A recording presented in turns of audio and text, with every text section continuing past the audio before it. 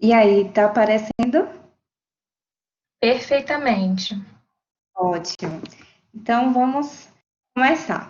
E como é que eu fui me deparar com essa temática? Primeiro, vamos fazer esse apunhado, só para a gente entender que não é uma temática que eu vi na graduação, né? Eu acredito que essas temáticas em comunidades vulneráveis está começando a ganhar visibilidade, né?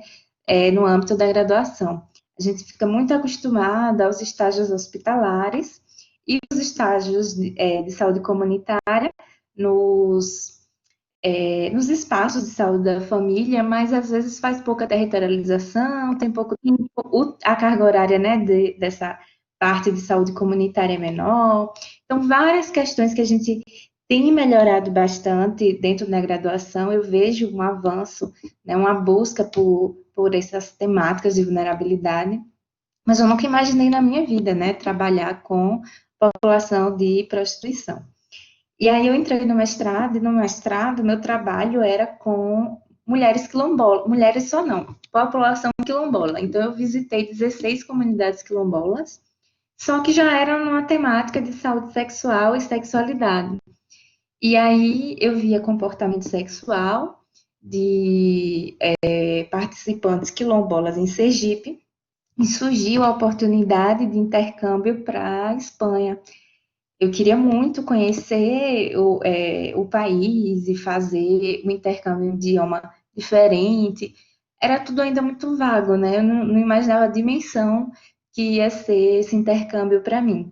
E aí, quando eu cheguei na Universidade Paulo de Olavide, eu fui apresentada à professora Núria, e foi quando começou minha instância de pesquisa. Núria é essa que está aparecendo aí do meu lado, né, que eu estava loira na época, em 2017, com esses livros, ela está aí apresentando o livro dela sobre tráfico de pessoas. Trouxe uma fotinha da Universidade Paulo de Olavide para vocês verem. E do outro lado da universidade também tem outra foto dela com outro livro dela sobre tráfico de pessoas. Então eu fui com o intuito, né, de como eu já trabalhava com comunidades afrodescendentes, de trabalhar também com ela em comunidades afrodescendentes, que eram as africanas subsaarianas que eram traficadas e estavam lá em Sevilha. Só que a gente acabou mudando de planos, porque teve uma urgência muito grande da Cruz Vermelha de conseguir voluntários na área de saúde. E a Cruz Vermelha fazia um trabalho tanto de assistência social para trabalhadoras sexuais, como também identificação de tráfico de pessoas. Então, acabava que eu ia pegar toda essa temática macro, né, que envolve a prostituição, e eu aceitei na mesma hora, porque eu sabia que trabalhar com a Cruz Vermelha ia ser um aprendizado enorme e era um desafio também. Então, quando eu entrei na Cruz Vermelha, a minha rotina era 2 vezes por semana visitar ruas de prostituição lá na Espanha, ruas destinadas à prostituição. Eu não sei, na cidade de vocês se tem alguma rua específica que chama de zona, né? Mas em Aracaju, por exemplo, que é minha cidade, tem a Rua da Frente, e que a gente chama Rua da Frente, que ficou famosa assim por Rua da Frente, que é uma parte que é mais central, perto de mercado, e é a parte mais vulnerável, e tem uma parte que fica na orla, né, como é uma cidade de praia. Então, já era de se esperar que tivesse uma zona de prostituição nessa zona turística. Em Sevilha, coisa diferente. Não era na zona turística que funcionava a prostituição de rua, porque em Sevilha tinha uma lei, né, ainda tem, na verdade, essa lei, que o cliente que procura prostituta de rua, ele é multado. E eles pensam que isso é uma forma de favorecer direitos humanos, porque eles acham que isso vai diminuir tanto a prostituição como vai diminuir o tráfico de pessoas. E eles estão redondamente enganados, porque tudo o que acontecia mesmo era que essas mulheres, ao invés de estarem em zonas com fácil acesso a policiamento, com fácil acesso à iluminação, a boas condições, na rua, elas iam para terrenos baldios, elas iam para zonas muito, muito, muito esquecidas, muito vulneráveis, e piorava a situação de vida delas e também piorava a situação de esconder uma situação de tráfico de pessoas. Então, a lei, né, ela vinha com essa ideia de proteção, mas não era proteção, era limpeza. O que acontece? Você anda por Sevilha e você pensa que não tem nem morador de rua prostituta, porque eles conseguem fazer essas medidas de limpeza para que a zona turística pareça uma maravilha. Então, é muito mais uma estratégia política, né, de turismo, né, de passar uma impressão de que não tem problema naquele local, do que proteção a trabalhadoras sexuais, né? Por que eu estou contextualizando isso? Porque a gente às vezes pensa assim, mas é um país com condições socioeconômicas melhor, então essas prostitutas elas devem viver muito bem, porque isso é a primeira coisa que a gente pensa, né? O que vem no imaginário da gente quando a gente pensa assim, fulana saiu do Brasil e foi se prostituir na Espanha, foi se prostituir na Itália. E aí a gente já visualiza aquele rio de dinheiro, né? Porque a televisão, ela pinta a prostituição como se todas fossem muito ricas, como se envolvesse somente clientes milionários e bilionários. E aí eu vou já começar com a primeira quebra de paradigmas aqui, é que a prostituição real, né, 97, estima-se que 97% da prostituição é prostituição de muito baixa condição socioeconômica, gente. Então, o que a gente vê na TV, né, da prostituição de luxo, ela é assim, a ponta do iceberg ali. É muito pouco, muito poucas mulheres são prostitutas de luxo. A maioria das prostitutas são prostitutas que estão com dívidas para pagar, com muitas vezes passando fome, trocando sexo por droga, em situações assim, por exemplo, que tem filho para cuidar, marido desempregado, diversas situações. Então, primeiro, vamos tirar essa ideia de que a prostituição é somente aquela prostituição de luxo, né?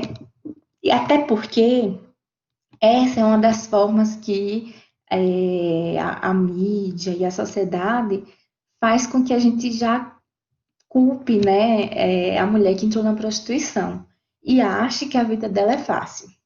E eu vou conversar com vocês, vocês vão ver que mesmo essa de luxo, mesmo essa que ganha muito dinheiro, não tem nada de fácil no trabalho que ela faz. Enfim, eu ia para as ruas de prostituição com um carrinho tipo esse, da Cruz Vermelha, junto com uma assistente social e um profissional do direito, que estava fazendo, na época, doutorado com essa minha orientadora lá também. E era legal essa coisa da gente ir junto, sabe? Porque sabe aquele trabalho multiprofissional que a gente sempre pensa, né? Poxa, principalmente quando a gente fala de atenção primária, vamos trabalhar em rede, né? Vamos encaminhar para o NASF, vamos encaminhar para assistente social, para psicólogo. Não, isso aqui se resolve, né, com a questão jurídica. Fala com a assistente social que ela entende. Isso é muito interessante, trabalhar todos os determinantes sociais juntos é muito interessante.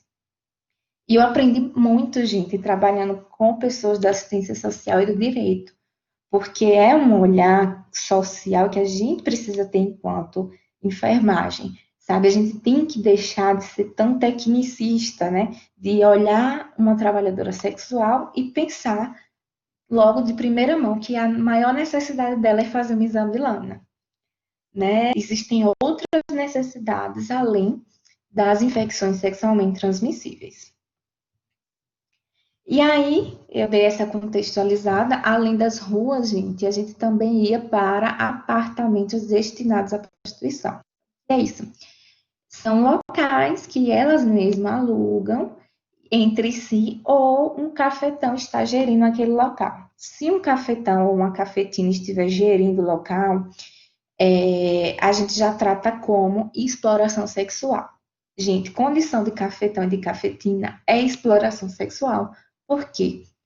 Por exemplo, na legislação brasileira, você não pode receber dinheiro em cima do corpo de alguém, né? Em função do corpo de alguém, em função do corpo de outra pessoa. Então, ela pode, se não é proibido se prostituir no Brasil, ela pode exercer o trabalho sexual, mas alguém não pode retirar dinheiro dela em cima desse trabalho sexual. E a gente sabe que acontece muito, né? A maioria é organizada nessas redes de cafetão, cafetina, cabarés, tem toda uma estrutura de atores envolvidos.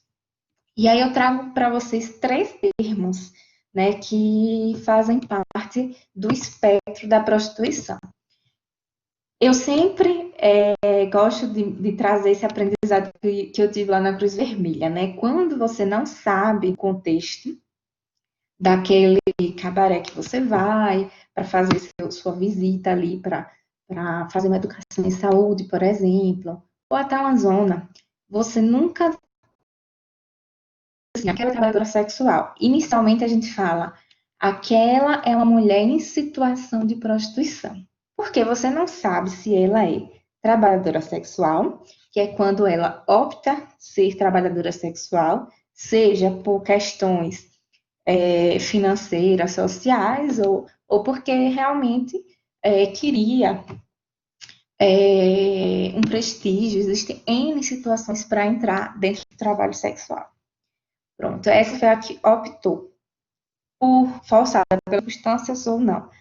A mulher prostituída é aquela mulher que ela está sendo explorada sexualmente, né? É aquela situação das que, por exemplo, tem cafetão e cafetina, e além disso, uma boa parte do valor fica para esse pessoal. Então, não é um acordo bom para essa mulher, né? É uma questão de sobrevivência mesmo. Às vezes, elas nem pegam dinheiro, elas pegam um prato de comida e um teto para morar.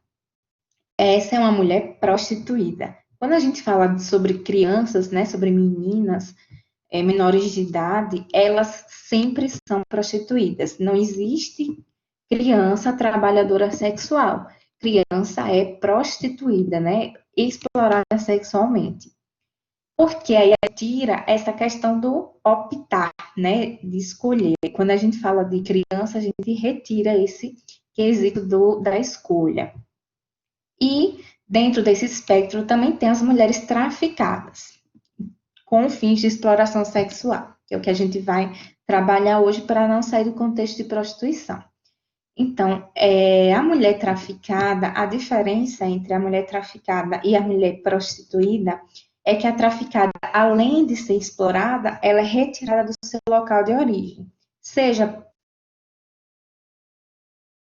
e a gente chama de tráfico internacional de pessoas, com fins de exploração sexual, ou também ela pode ser retirada de um estado para o outro, que é o tráfico nacional de pessoas, né, ou interestadual também. Aí vai depender de como o pessoal quer denominar. Mas é muito importante a gente falar sobre esse tema, porque existem muitas mulheres do Norte e Nordeste, por exemplo, que são traficadas para o Sudeste. Isso. E a gente fala muito sobre tráfico dentro do próprio país, e a gente acaba também não identificando. E eu não sei se vocês já entraram em contato com uma ficha de notificação de violência, de notificação compulsória, inclusive, né? Porque a violência é de notificação compulsória, e lá tem o quesito tráfico de pessoas. Mas como é que eu vou notificar se eu não sei o que é, né? Se eu não sei diferenciar uma exploração sexual de um tráfico de pessoas? Se eu não sei identificar os vestígios para dizer que aquela mulher está sendo obrigada, coagida, enganada a realizar aquele trabalho. E aí veio a minha primeira publicação, que foi justamente sobre a experiência na Espanha. Então, agora eu vou falar um pouquinho, algumas histórias que eu pude vivenciar lá e que foram de grande aprendizado enquanto profissional enfermeira e também um aprendizado pessoal. Porque, obviamente, que antes de entrar nessa temática, eu tinha os meus preconceitos já, né, minhas ideias preconcebidas sobre a prostituição. E aí, quando eu entrevistava essas mulheres, cada uma que eu entrevistava, cada dia que eu entrevistava, era um aprendizado novo. E o interessante é que, por ser um país desenvolvido, né, comparado à Latinoamérica e África, por exemplo, tinham imigrantes. Pessoal, eu estou ouvindo que está chegando mensagem, mas eu não consigo visualizar, viu, na minha tela, eu só consigo visualizar meus slides. Aí a gente pode pensar de eu responder as coisas no final. O que é que vocês acham? Ana, pode continuar a sua apresentação, que as dúvidas a gente vai responder no final, tá bom? Ótimo, pronto, porque aí eu não consigo visualizar. Isso, Pronto. E aí, tinha dentro da minha amostra, né, dentro dos 3 meses que eu fiquei lá entrevistando essas mulheres e fazendo esse trabalho com a Cruz Vermelha, tinha algumas mulheres da Espanha, tinha do Equador, do Brasil, România e Nigéria. Né? O primeiro estereótipo que foi quebrado é aquela ideia de que lá fora o que mais tem é brasileiro se prostituindo. Não, gente, lá fora o que vai ter mais, né? Lá fora, assim, em países mais desenvolvidos que o nosso, o que vai ter mais é América Latina, dentro da própria Europa, tem países, né, ali no leste, sul europeu, que são de condições de vulnerabilidade social também, como a România, e sul-africanas. Então, assim, qualquer país com problemas socioeconômicos, com problema de desigualdade social maior, é óbvio que esse país exportar mais trabalhadoras sexuais, porque o trabalho sexual envolve muito essa questão, né, da desigualdade social. Então, se eu estou desempregada no meu país, ou se eu exerço trabalho sexual no meu país e eu vejo que eu não consigo renda, né? Eu vejo que eu não consigo melhorar de vida. Qual é o primeiro sonho que vem na cabeça? Ah, eu vou me mudar, né? Vou para outro país que lá a coisa vai deslanchar, porque fulano tá lá e funciona. Existem várias coisas no imaginário da pessoa para ela achar que ela indo para outro país na condição de imigrante, ela vai sair melhor. É até um paradoxo, porque o que acontece muitas vezes é o contrário. Quando ela chega num país, ela é vista como um imigrante, né, de um país de vulnerabilidade social e ela já é estigmatizada por isso. E aí ela fica duplamente estigmatizada por ser prostituta e por ser imigrante. Aí eu trouxe aqui alguns discursos que eu achei interessante, alguns discursos que eu anotava, eu fazia diário de campo, das entrevistas com essas mulheres, e tem um discurso aqui que ela dizia: eu não entendo essas jovens que têm necessidade de dinheiro, não têm necessidade de dinheiro e entram na prostituição para comprar um celular caro ou roupas de grife, né? Eu tenho que comer, estou trabalhando para pagar meu aluguel e sustentar meus filhos. Então, tinha muito esse discurso, até mesmo assim de raiva, sabe? Como é que alguém entra num trabalho desses para comprar um celular caro? A maioria que a gente entrevistava estava muito insatisfeita com o trabalho sexual e realmente só estava naquela situação por muita, muita, muita necessidade financeira. Também tinha estigmatização para aquelas que estavam na rua, né? Sempre diziam que as da rua entravam mais rápido na droga. O que acontece? As zonas, pessoal, fica muito próximo também de zona de droga, né? De repasse de droga, de tráfico de drogas. Então, é muito comum que o cliente peça para a prostituta se drogar durante o sexo, e aí tem um terminho até lá na Espanha, e eu já vi que aqui no Brasil também usa, que lá chama festa branca, né? E aqui a gente chama de festa branca, que é o sexo com cocaína. isso para a gente tá pensando em um cliente com mais condições, mas quando a gente pensa na prostituição de rua, geralmente é o sexo com crack, é sexo com drogas mais baratas ainda que a cocaína. Também tinha muitos discursos em relação à questão da AIDS, né, o medo da AIDS. E teve uma que disse que sabia que uma colega tinha AIDS e estava fazendo sexo sem preservativo. E ela disse que ficava assustada, porque se ela sabe que isso acontece, né? Ela imagina assim, poxa, hoje o cara é cliente dela e ela tem AIDS e está transando sem preservativo. Depois ela é cliente e se ele pedir para transar sem preservativo. E aí a gente pensa assim, poxa, mas ainda tem trabalhadora sexual que, né, trabalha sem preservativo, deve ser minoria. Não, não é minoria. Porque o que acontece? O cliente, ele paga mais caro para a prostituta transar sem preservativo. E aí fica um jogo de mercado que, se eu estou precisando de dinheiro e o cara me oferece mais, né? Eu vou trabalhar, sei lá, 1 hora de trabalho sexual ali. E eu ia oferecer para ele 30 euros, mas ele me oferece 50 euros se eu transar sem camisinha. E eu estou precisando de dinheiro. Então é um jogo de mercado muito grande. E aí eu já trago outra indagação para vocês. Por que que quando a gente fala de fazer educação sexual para prostitutas, né, para a situação da prostituição, a gente trabalha como se a trabalhadora sexual fosse o grupo-chave. E a gente sempre pensa em educar a prostituta. Mas será que é a prostituta que tem que ser educada ou o cliente? Porque quem é que comanda esse mercado mesmo? É o cliente. É ele que diz qual é, né, a demanda que ele quer. E aí vem a oferta. Então, se eu tenho um cliente que está pagando mais caro para ela fazer sem preservativo, é óbvio que isso vai durar por muito tempo. Então, é muito complicado a gente ser ingênuo de chegar assim, não faça sexo sem preservativo. Aí ela vai chegar para você e vai dizer bem, sim, sim, mas eu preciso comer, né? Eu preciso pagar minhas contas. E muitas perdem cliente quando dizem assim, não, né? Não faço de forma alguma sexo sem preservativo.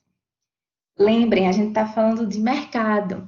Então, toda vez que você não oferta algo que o mercado oferta, você vai perder clientes. É assim que acontece. Parece muita frieza tratar do tema assim, gente, só que a gente tem que entender o tempo inteiro que é uma mercantilização do corpo. E quanto a gente não colocar isso na cabeça de uma forma natural, a gente sempre vai ficar com essa cara de assustado na hora de conversar com a trabalhadora sexual. A gente sempre vai ficar com aqueles tabus, aqueles medos de assunto que eu posso falar, qual é o que, né? Medo de ofender, de atingir. Então, para a gente poder ter uma boa comunicação com a trabalhadora sexual, é a gente entender como funciona o fluxo, né? E saber que quanto mais a gente mostrar que entende o processo, quanto mais a gente pensar em redução de danos, melhor, né? A gente pode até conversar coisas assim sobre serviços. Poxa, mas você não oferece isso? Será que não existe outros serviços adicionais que você poderia oferecer, né? Como um plus para você evitar ter que fazer sexo sem preservativo, né? Ninguém nunca pensa em dar uma educação sexual desse tipo, né? Uma educação em saúde desse tipo. Mas a gente tem que começar a ficar mais criativo e também saber conversar com a população, com a língua da população, né? E não somente falar com a língua técnica, né, do profissional ali de saúde que está, né, em outro tipo de contexto social e é igual aquela história de você estar numa comunidade pobre, muito pobre, e você ter que conversar sobre a alimentação saudável e você fala assim, você tem que comer lixia, sabe? Tem que comer damasco e começar a colocar um monte de coisas super caras que não tem nada a ver com o contexto daquele local. Então, sempre que a gente vai fazer educação em saúde, a gente tem que conhecer o contexto, a linguagem, todos os aspectos que envolvem aquela situação, por exemplo. Outra frase que foi, na verdade, uma frase que eu retirei de uma experiência chocante para mim, foi quando ela disse assim, uma delas disse, não é fácil. Eu tomei pontos na nuca porque um cara me chamou num lugar secreto e me cortou, né, com a lâmina, mas eu estou aqui de novo e tenho que ir trabalhar, assim é a vida. Então ela estava assim com aquele olhar frio, distante, sabe?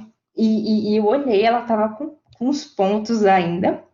Ela tinha 2 dias que tinha sido cortada na nuca. O cara não queria pagar no final, estava um pouco bêbado. E aí ele passou algo pontiagudo que ele dentro, né, do bolso dele na calça. E ela ficou gravemente ferida no dia. E passou 2 dias, ela já estava lá na atividade sexual de novo. Então, é uma questão de necessidade. E a violência, ela é muito presente dentro do trabalho sexual. Porque, pense assim, envolve droga. Já é um quesito a mais para, né, aumentar. Envolve muito consumo de álcool também, é outro quesito. Envolve poder, né? Do cara achar assim, não, mas eu estou pagando, então você tem que fazer tudo o que eu quero. É como se esquecesse, né, que essa mulher também vai ter os limites dela, porque vai ter aquela que oferece chuva dourada, né, o Golden Shower, e outras que não vão oferecer chuva dourada, e não adianta você insistir.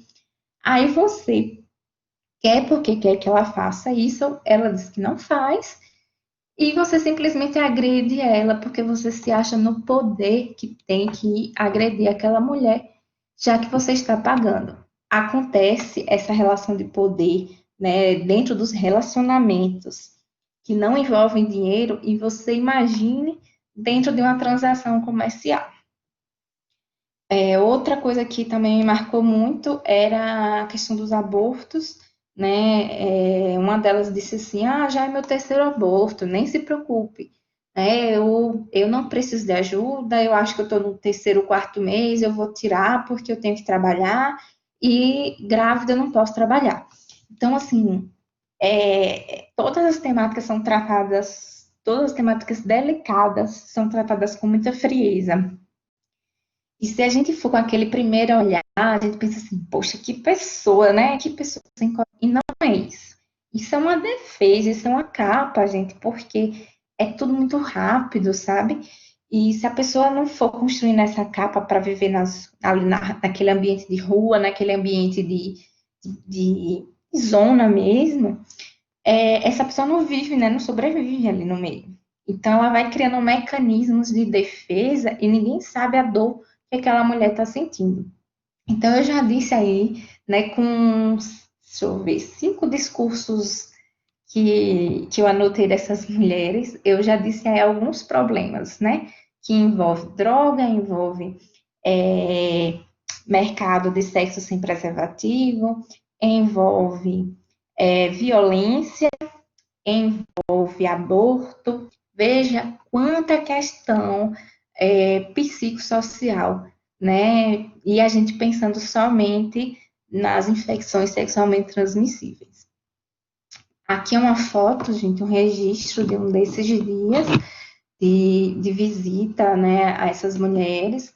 A forma que a gente abordava era assim, parava o carro em cada esquina, né, que eram os pontos de cada uma, e naquele momento a gente preparava, no fundo do carro tinha um água quente, a gente fazia um cafezinho ali na hora, cafezinho solúvel, ou oferecia um chá ou um leite com chocolate, porque era muito frio, né, de noite, que a gente ia de 10 da noite até 2 da manhã fazendo essa ronda. E aí a gente oferecia também uma madalena, que era um bolinho. Gente, tinha situações da pessoa assim, avançar para pegar o bolinho e comer, para você ver que era a primeira refeição do dia daquela pessoa, né? Alguém que ficou 12 horas trabalhando sexualmente, que requer muita energia, só à base de energéticos, e não ter comido nada o dia inteiro, fica ali só esperando o bolinho da Cruz Vermelha. Então, é esse tipo de situação que a gente vivenciava. E vejam, né, o que eu falei para vocês, ó, o terreno baldio, ó como é um local que ninguém vê, né, a pessoa fica ali escondida, ali ela pode ser morta, pode ser violentada, que ninguém está nem aí. Ainda que fosse numa situação, numa via de muito movimento, tanto a prostituta quanto o morador de rua, eles são muito invisibilizados. Então, quantas vezes a gente passa pelas ruas e a gente não vê, né, as pessoas que estão em situação de rua, por exemplo. Né? A gente não tem esse olhar, é como se aquela pessoa ali não existisse. E acontece muito, enquanto sociedade e enquanto nós, profissionais de saúde, também, né? Porque não existe uma pauta específica para trabalhadoras sexuais a nível nacional, por exemplo. Existem ações pontuais de cada estado ou de cada cidade, e geralmente, quando tem, é aquele foco importante das infecções sexualmente transmissíveis, só que não é tudo, né?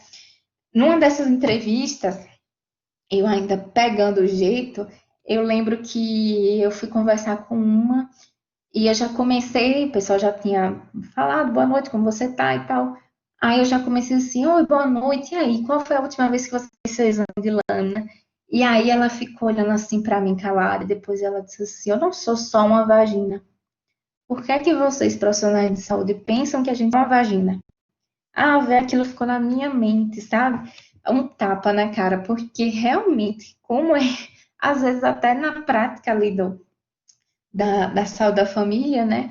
A gente fica muito nessa coisa dos protocolos, né? Hoje é lâmina, hoje é, é atendimento hiperdia. E aí a gente esquece de perguntar outros fatores determinantes que fazem parte da vida da pessoa, né? Eu poderia ter perguntado N coisas ali, até sobre a vida dela, como ela estava se sentindo, se ela tinha alguma queixa. Você tem alguma queixa, né? Você está com algum problema? Então, ao invés da gente sugerir que o problema dela é esse, fazer um exame de lâmina, né? Que tal a gente também ouvir qual é a queixa que ela tem? E uma das coisas que eu percebi quando eu estava fazendo essas entrevistas é que muitos estavam falando que o mercado estava ficando complicado porque algumas estavam entrando no mercado sexual na internet e isso aumentava a publicidade e aumentava a concorrência.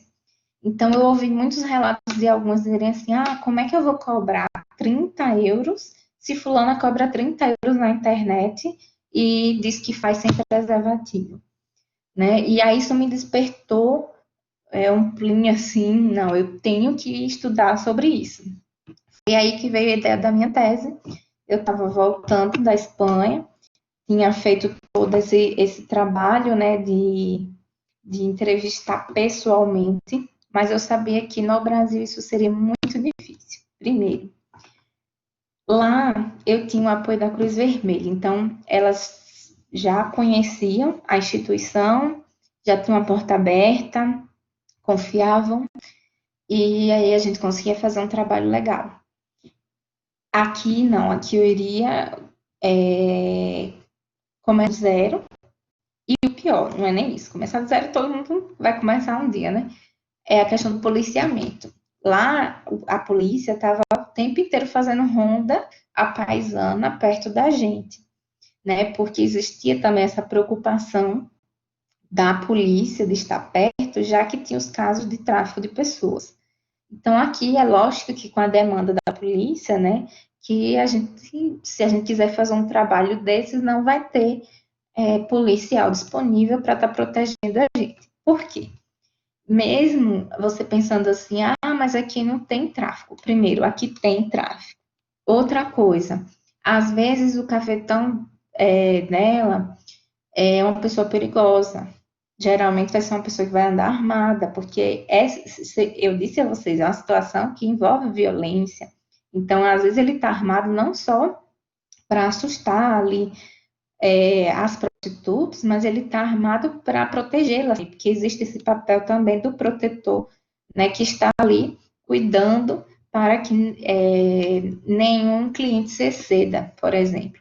Então, é complicado você chegar, né, de noite, madrugada, e fazer um tipo de trabalho desses. Seria muito interessante que um dia a gente pudesse fazer um projeto desse nível.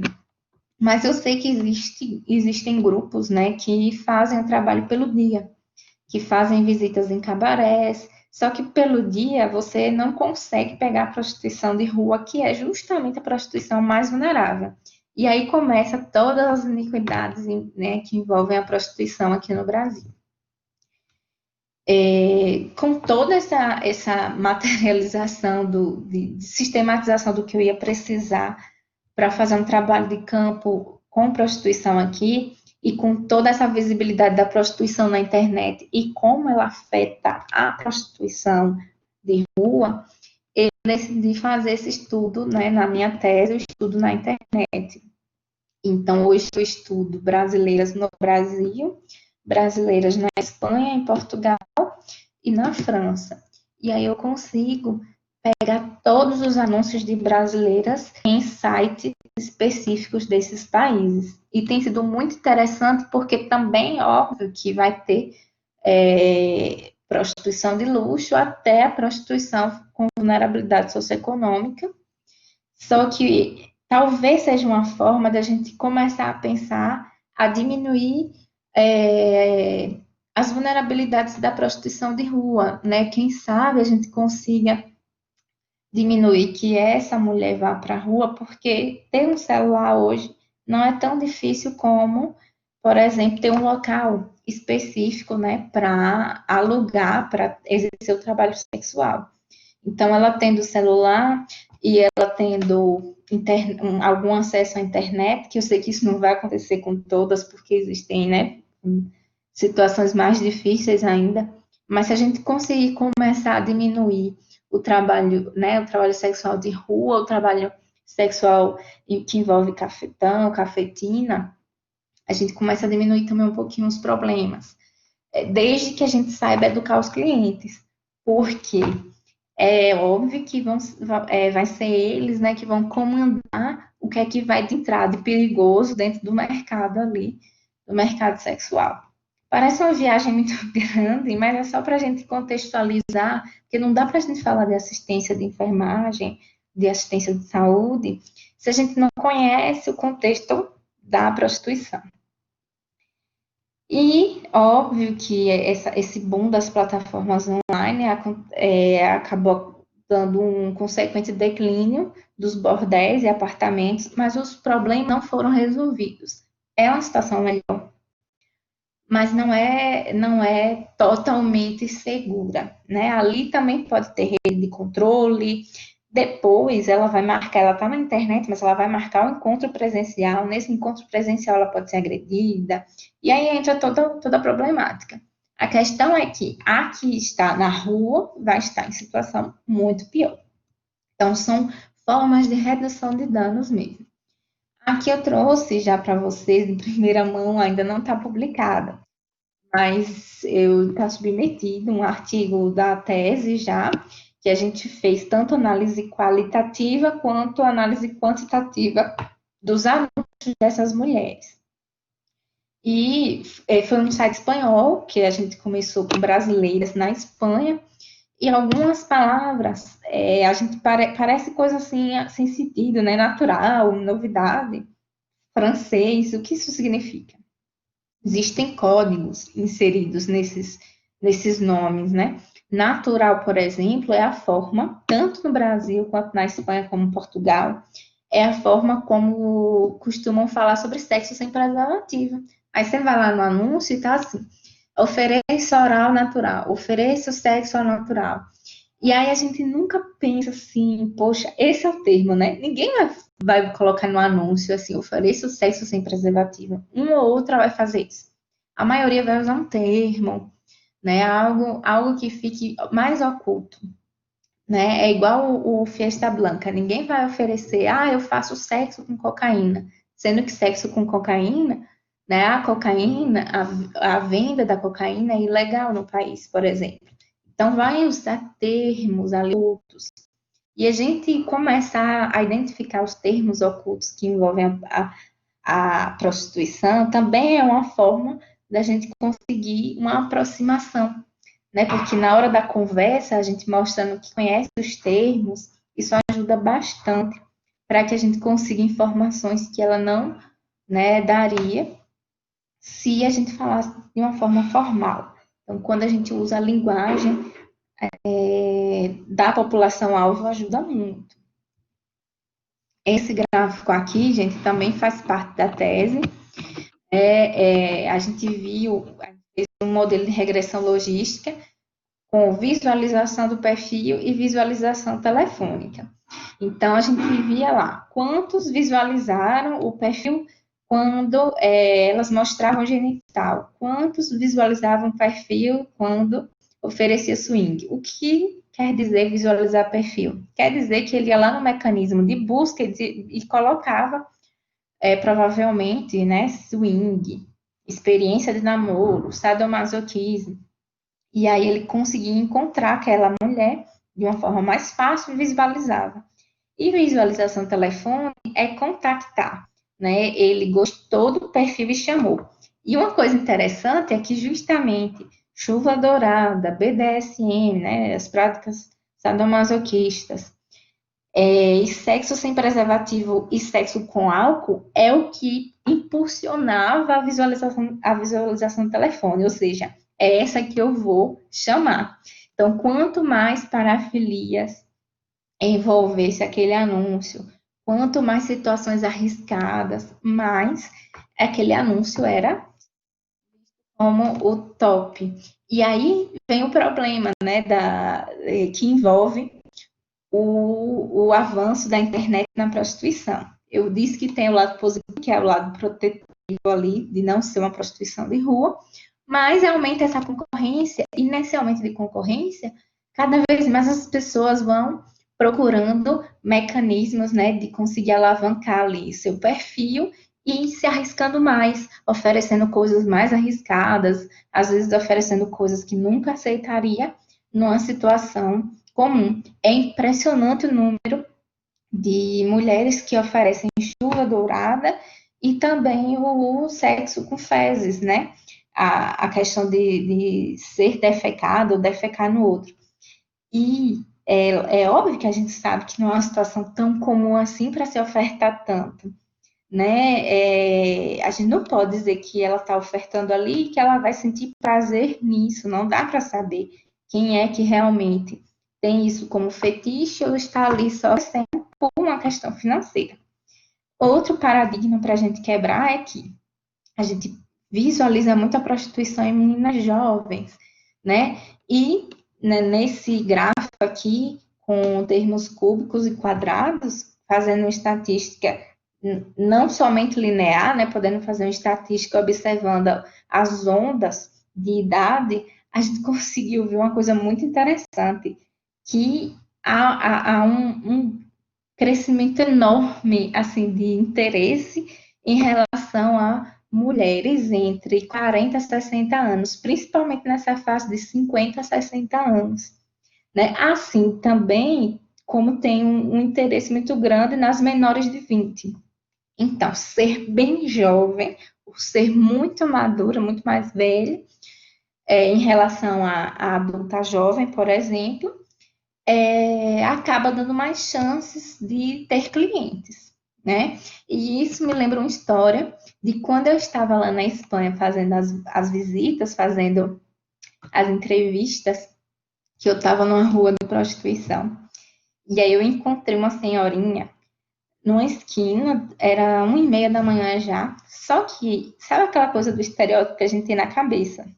E aquele estereótipo bem de senhorinha mesmo, com um gorrinho de crochê, gente, que ela mesma tinha feito, que ela disse depois que ela tinha feito o gorrinho de crochê dela. Com meia, assim, até quase o joelho, sabe? Com vestidinho assim, com frio, ali com o casaquinho, olhando para o nada. Eu olhei a cena e disse: tem uma senhora perdida. Gente, bora ajudar que essa senhora tá perdida aqui na zona. E aí eu cheguei perto dela e disse assim, senhora, ela tinha uma aparência de uns 70 e poucos anos. Aí eu, senhora, né, você está perdida, quer uma ajuda, né, onde é que você mora? E simplesmente ela era prostituta daquele ponto.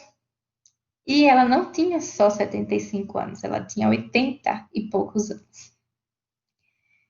E assim, na hora eu fiquei bem assustada, porque eu não esperava uma situação dessas, primeiro. Eu visualizava, eu ainda tinha aquela visualização da adulto jovem ou adolescente, né, na prostituição. E tinha sido minha segunda semana, sabe? Eu ainda estava me ambientalizando. E eu fiquei assim impressionada, porque era o ponto dela. Ela disse que trabalhava nisso desde que ela tinha 15 anos, então, ou seja, muitos anos. Ela disse que não tem contato com ninguém da família, porque a primeira coisa que acontece é isolamento social. Ela disse que morava só ela e o gato, que nas horas vagas ela gostava de fazer crochê. E que ela mudava de cidade de vez em quando, porque é isso que acontece muito no trabalho sexual também, é você ficar mudando de cidade entre o estado, entre o país, porque você fica, tem um momento que você chega a saturar o mercado naquele local. E aí você começa a fazer variações para poder se manter, né, financeiramente. E ela disse que estava muito habituada àquela situação, sabe? E para mim foi um choque. Foi um choque importante, porque às vezes a gente pode receber no consultório de enfermagem, fazendo a visita domiciliar, a gente pode ver pessoas idosas no trabalho sexual, né, e passar batido porque simplesmente tem aquela ideia preconcebida, né, de que não tem tantas idosas assim no trabalho sexual, mas tem. Muitas já exercem desde adolescentes, então já virou algo que é assim, eu não sei mais o que fazer da minha vida. Eu sou acolhida nesse trabalho, né? E é com isso que eu vou continuar para o resto da minha vida. E só voltando ali de novo para o gráfico, porque só para dizer a vocês que tem muitas mulheres idosas e essa preferência, gente, também é nada também está relacionada a uma questão de pensar que a idosa ela vai oferecer mais coisas que a jovem, ela vai ter menos restrições, sabe? Então, assim, se eu disser que ela faça beijo grego, ela vai fazer sem nojo, sabe? Se eu quiser que ela, por exemplo, faça chuva dourada, faça sadomasoquismo, ela não vai se opor, porque ela está há muito tempo no mercado sexual, porque, obviamente, ela é mais barata do que a prostituta jovem. Existe uma série de questões para essa preferência das mulheres idosas, né? E, geralmente, em relação a isso, achar que vai ter mais poder, achar que vai poder coletar, né, mais fetiches, né? Poder cumprir com mais fetiches ali. E o fenômeno da prostituição, ele vai envolver tudo isso que eu já tinha falado, né? Violência, isolamento social, exploração, tráfico de pessoas. Quando a gente fala de escolha, a gente tem que ter o cuidado para entender se ela realmente escolheu estar ali ou se ela está sendo coagida, né? Se tem alguém mandando, se tem alguém prendendo ela, fazendo cárcere privado, se ela está trabalhando só por um prato de comida, se mais da metade do que ela ganha vai tudo para um cafetão, tudo isso a gente tem que ter em mente, porque isso também é saúde, né? Isso é saúde mental, isso é saúde em relação a questões financeiras mesmo, né? De sobrevivência, de poder se alimentar bem, poder ter qualidade de vida, tudo isso está relacionado. Então, quando a gente fala exatamente da trabalhadora sexual que optou, né, o trabalho sexual, a gente tem que pensar que ela pode sim e vai ser agredida fisicamente, com empurrões, espancamentos, porrada, queimadura, uso de arma, dentre outras coisas. E isso, gente, vai desde a prostituição de luxo até a prostituição de rua. Então, a gente tem que parar de também pensar que a prostituta de luxo, né, é alguém que a gente não vai acolher. Não, imagina, ela tá ali ganhando não sei quantos R$ 1.000, né, para passar uma noite com o deputado. Essa mulher não sofre, então ninguém sabe a situação dessa mulher. Não somos nós que vamos julgar. Então, a primeira coisa que a gente tem que fazer é escuta atenta, né, e retirar todo e qualquer pré-julgamento, né? Eu marquei a link aqui há pouco tempo no Instagram, né, de um livro criminologista, que ele fala justamente sobre estigmas, né, e como a gente molda esses estigmas dentro da sociedade. Nós, enquanto profissionais de saúde, não podemos reproduzir esses tipos de estigma, né, porque nós temos função social enquanto enfermeiras, né, nós estamos ali para proteger a saúde, e não tem como proteger a saúde se a gente não observar os impactos sociais de um xingamento na rua, de uma olhada feia, né, daquela situação de olhar com nojo para a pessoa porque a pessoa exerce o trabalho sexual, de achar que ela vale menos do que você por isso. Todas essas situações precisam ser excluídas dentro do trabalho de saúde, né, porque precisamos estar abertos, independente das nossas crenças. Então, aqui eu não estou falando se você pensa que isso é pecado ou não. Isso você não vai levar em pauta quando você vai para o seu trabalho, né? Quando você vai fazer sua assistência de saúde. Ali você não vai pensar, né, em proteção divina. Ali você vai pensar em proteção de saúde, que é a sua função naquele momento. Você não precisa se tornar amiga, né? Você não precisa levar para sua casa, você não precisa aceitar e achar que as pessoas devem fazer o que elas fazem e achar que isso é certo. Você não precisa fazer nada disso. Não precisa mudar suas crenças em relação ao trabalho sexual em si. O que precisa é mudar o olhar e a escuta, né, daquela pessoa que está envolvida dentro do trabalho sexual. Você tem que olhar as queixas daquela pessoa, olhar as necessidades daquela pessoa como qualquer paciente que você vai receber no serviço de saúde. A outra coisa interessante é que a gente não associa a violência sexual à prostituta. E a prostituta, sim, pode sofrer violência sexual. Por exemplo, um tipo de violência sexual é quando alguém tira o preservativo sem avisar a gente, né? Que acontece muito isso. Inclusive, entre namorados acontece. E dentro do trabalho sexual também acontece isso, de retirar preservativo sem avisar. Olha o risco, né, que essa mulher está passando. Outra coisa, às vezes ela diz que não faz oral, e aí ele vai lá e empurra a cabeça dela para ela fazer oral, né? Às vezes ela diz que não faz anal, ele vai lá e empurra. Às vezes ela não quer mais continuar o sexo porque ela foi ofendida, porque não é porque ela está no trabalho sexual que ela tem que aguentar a ofensa. E aí ele vai lá e empurra a todo custo, mesmo ela dizendo que não é. Gente, independente de ser trabalhadora sexual, não é não. Então, continua a mesma regra, né? E a gente tem que estar aberto a isso. No caso das prostitutas ou exploradas sexualmente, eu trouxe um diálogo que eu achei na internet, um repórter foi conversar com uma prostituta, justamente numa rua de crack, de venda de crack. E aí o repórter chega assim, e aí, você faz programa? Aí ela fala assim, mas em resmungo, né? Porque é uma coisa que vocês vão ver muito, é a cara de deboche e aquela cara assim de poucos amigos, porque é muita dor, às vezes, envolvida, sabe? É muita frieza, como eu falei antes, e muita capa de resistência ali.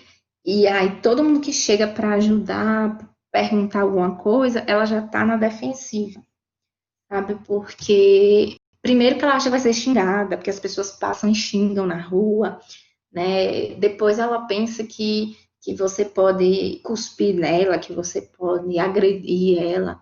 Então, geralmente são pessoas que vão estar muito, muito, muito, muito fechadas. Conquistar confiança é difícil. Então, é outro ponto que eu quero deixar para vocês aqui. Conquistar confiança da paciente, trabalhadora sexual, é muito difícil.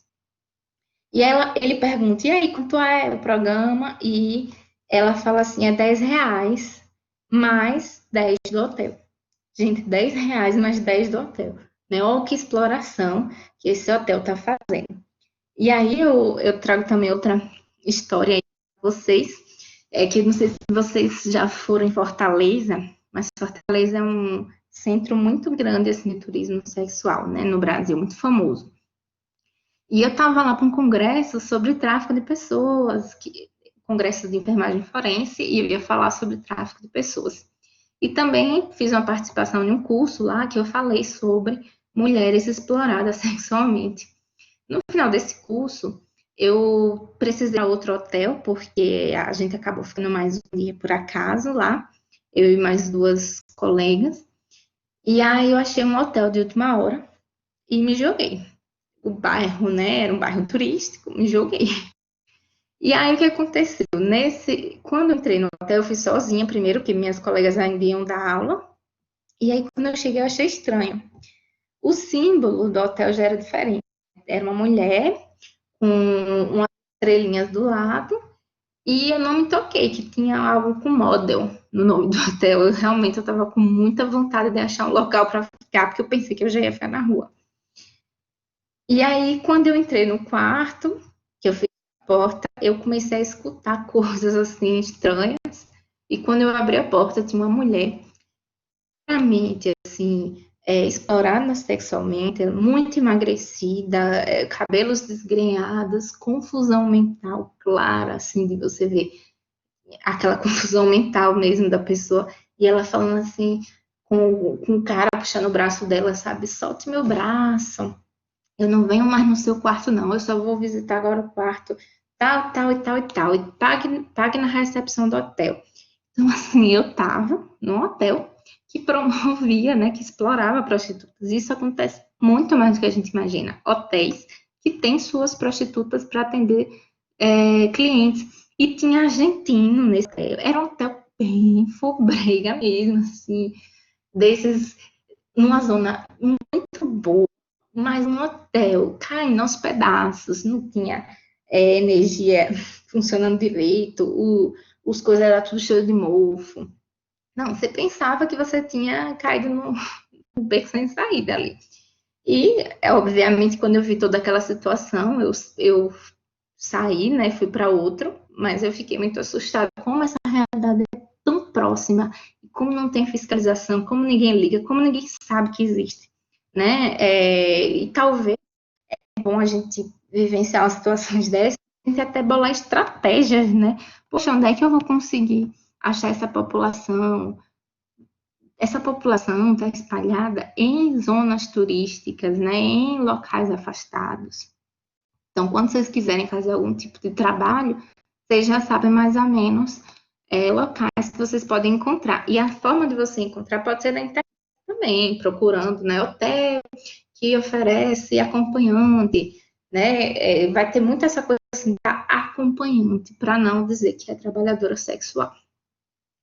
Em relação ao Covid-19, gente, olha, se eu estiver passando do tempo, vocês me falem, viu, que eu dou uma adiantada. Em relação ao Covid-19 e trabalho sexual, né? Vocês chegaram a pensar como o trabalho sexual vai continuar, né, em um tipo de isolamento social? O que é que a gente faz numa situação dessa? Primeiro, a renda dela é essa. Né? Então, se eu digo isolamento social e você não vai se encontrar com seu cliente, ela perde a renda ali naquele momento. Outro ponto, né? Alguns cafetões ou donos de hotéis não vão aceitar que ela pare esse trabalho. E aí ela acaba ficando, né, por uma questão mesmo de necessidade, de estar ali presa, né, sem ter o que fazer. E aí eu acho uma reportagem que eu queria muito trazer para vocês, para a gente ver como a prostituta é vista como um nada, e o dono do hotel que contrata a prostituta, cafetão, é visto como um deus, um rei, salvador da pátria, né? Eu vi o repórter falar do dono do hotel como se ele fosse um protetor mesmo, assim, daquela mulher. Mas vejam só o texto. O cara disse assim: nosso plano de fechar o hotel já está em execução desde domingo. A ideia é garantir a segurança das meninas, para quem os quartos são alugados, dos meus funcionários e das pessoas que frequentam o hotel. Ainda há 6 garotas aqui. 2 estão voltando para o interior. As outras 4, que não têm para onde ir, estão sendo encaminhadas para a casa do clã das lobas. Dinheiro a gente ganha depois. Ele ainda jogou essa. Vejam, algumas continuaram lá e ele disse assim na reportagem: ah, mas elas não têm para onde ir. Então elas ficam aqui, né? Elas continuam trabalhando, mas elas não têm um local para ficar.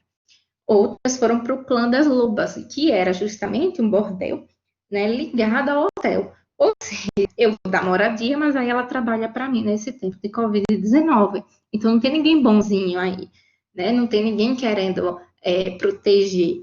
Na verdade, é uma questão de lucro e pronto. E aí eu achei interessante que houveram algumas estratégias, né, para essa situação de Covid-19. E uma das estratégias foi o sexo online, né, o cybervoyeurismo, que já existia, óbvio, só que ganhou impulso, né? Ao invés de você sair presencialmente para transar com trabalhadora sexual, você procurar uma trabalhadora sexual que se exiba na webcam, que se masturbe na webcam, para você se masturbar enquanto ela faz a apresentação dela. E aí seguiria o trabalho sexual, só que de uma forma muito mais segura, né? E eu achei interessante que os franceses, italianos, eu trouxe aqui vários, assim, portugueses, mexicanos, argentinos, tinham essa informação, né, para a mulher. E incentivo, né? Botava em destaque as que ofereciam sexo pelo webcam, colocavam informações sociais, por exemplo, a gente tem um auxílio, né, financeiro e tal, e mostrar que ela tem acesso àquele auxílio financeiro. Isso aconteceu em outros países. No Brasil, não. O Brasil, gente, e o Peru foram os únicos países da América Latina e Europa que não colocaram nenhuma informação nos sites, nada que ajudasse essas mulheres a encontrar outras alternativas. Nem mesmo alguma dica assim, poxa, mas se você vai presencialmente, pelo menos faça isso, faça aquilo, porque eu vi sites dando promoção de saúde que a gente não dá, sabe? De dizer assim, poxa, mas eu vi organizações distribuindo, inclusive, termômetros, sabe? Para antes do cara entrar na casa, ela vê a temperatura. São coisas assim de redução de danos, porque muitas vezes é complicado a gente dizer assim, você, né, nesse momento não sai de casa, não relação sexual, não vai fazer. A gente é muito não, né? Não faça isso, não pode, não deve.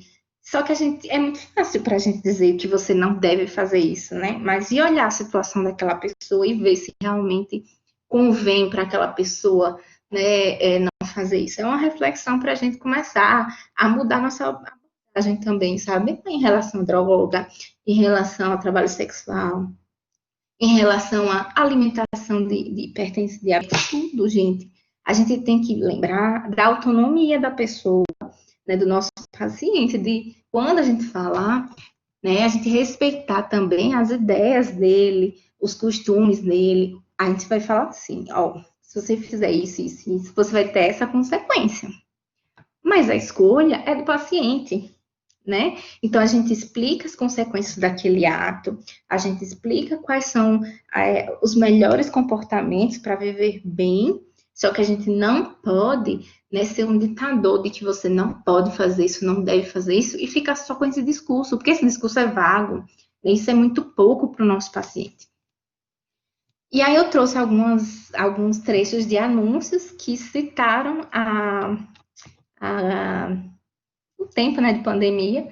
Em meu atendimento, farei com você tudo que a sua mulher não faz, tudo com bastante higiene e segurança. Venha quebrar a quarentena. Tinha muitas mulheres oferecendo o sexo nesse tempo de isolamento social, dizendo isso. Venha quebrar a quarentena, venha sair desse tédio, né? Venha para um lugar seguro, aproveitar e relaxar. Então, tinha muito desses discursos e tinha aquelas que já estavam oferecendo atendimento virtual. O que acontece com o atendimento virtual, gente, é que o valor dele é mais baixo, óbvio. Primeiro, tem muita pornografia grátis na internet. Então, não é qualquer um que vai deixar de ver um X vídeo para pagar uma mulher, né, e para se exibir na câmera para ele. Então, tinha venda de fotos, venda também de vídeos já prontos. É uma forma interessante de proteção, inclusive, quando passar esse período de pandemia, né? Espera-se que muitas comecem a aderir pela facilidade, pela segurança, por diminuir situações de violência, né? Não vai ter risco de infecção sexualmente transmissível. Então, é algo realmente muito interessante.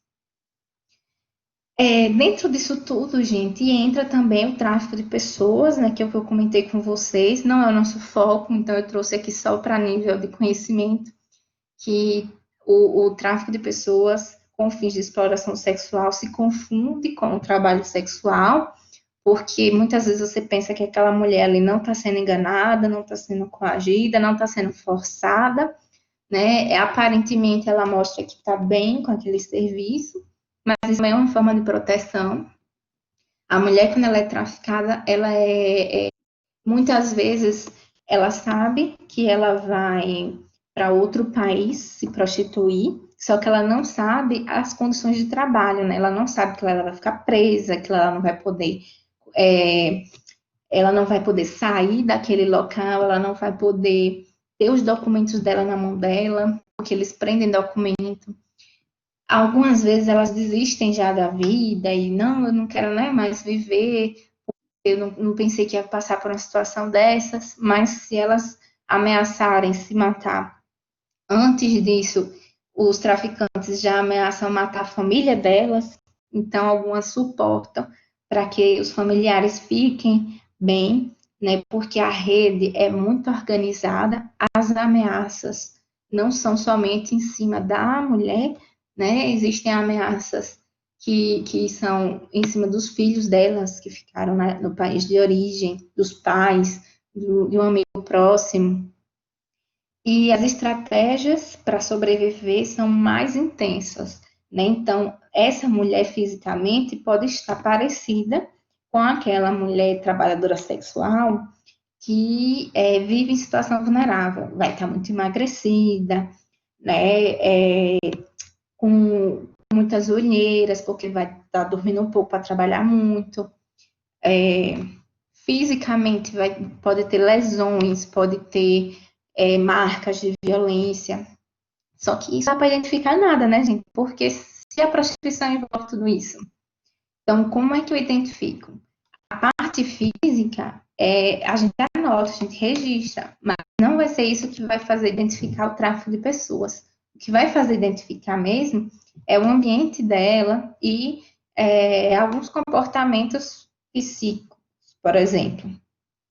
Você vai começar a observar que ela vai falar menos, que ela fica mais arredia, que ela tem um olhar, uma expressão de medo, que muitas vezes o ambiente que ela vive está cheio de grades, está cheio de proteções que são exageradas.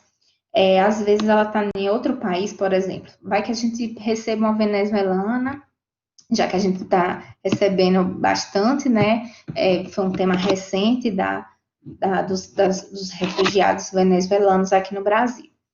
E aí ela está no Brasil há um tempo já e ela não fala nada de português. É estranho, porque é uma língua até próxima, então ela já deveria falar algo do nosso idioma. Então ela não fala por quê? Ela não fala porque não deixam que ela converse, né? Porque ela sempre tem que estar calada. Que começar a especular. Outra coisa, fazer visita domiciliar é uma ótima oportunidade para a gente entender os contextos de violência, para a gente observar, por exemplo, se eu cheguei em locais lá que era um cheiro de urina forte, uma sujeira, essa questão das grades, sabe? Essa questão de não poder conversar a sós com a mulher, de sempre ter que ter alguém ali perto dela, porque provavelmente está com medo, né, que ela solte a verdade. Então, a gente tem que começar a ter esse feeling, porque se a gente tiver esse feeling, a gente vai ajudar muito a justiça social.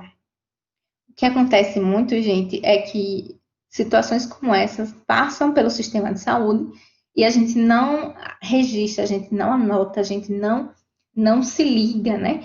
E aí a gente perde uma oportunidade de poder ajudar a fazer justiça social naquele local, porque a polícia, ela não vai ter o contato que a gente tem, sabe? A gente tem aquele meio que contato espontâneo, né? Eu digo sempre que o traficante, ele está preocupado com o produto, né, daquela mulher. Então, ele vai, provavelmente, se aparecer um corrimento, uma ferida, ele vai sim levar ela para um sistema de saúde, porque aquele genital, aquele corpo é de onde ele tira dinheiro. Então, se aparecem problemas naquele corpo, ele vai querer sim cuidar desse. Não é uma questão que ele quer cuidar dela, ele quer cuidar do mercado dele, né? É a moeda de troca dele ali. E eu trouxe para vocês aqui esse relato de uma mulher que foi traficada lá nos Estados Unidos, que ela disse assim, é como assinar um contrato para ser estuprada, né? Porque ela aceita aí, ela aceita aí de forma ilegal, algumas vezes pensa que vai ser modelo, algumas vezes pensa que vai ser balconista, garçonete, e a maioria das vezes sabe que vai se prostituir, mas não sabe que vai sofrer. E, gente, existem preferências, né? Quando a gente fala de sexo, a gente fala muito de também preferência sexual e estereótipos de corpo, né? Tem muita gente que sexualiza a brasileira. A brasileira é vista na Europa como uma mulher muito sexualmente ativa, muito assim, festeira, sabe? Todos esses estereótipos de países vai contribuir com o tráfico de pessoas. Então, muitos homens têm um fetiche com a asiática, que eles falam a do olhinho puxadinho, né? E aí ela começa a ser mais comercializada, começa a ficar mais cara, começa a ter um valor, né, diferente dentro desse mercado. Então, toda vez que a gente promove que nós somos as mulheres mais bonitas do mundo, nós estamos promovendo que seja muito mais fácil da gente ser traficada. Primeiro, beleza é relativo e muda muito as formas de beleza de país para país.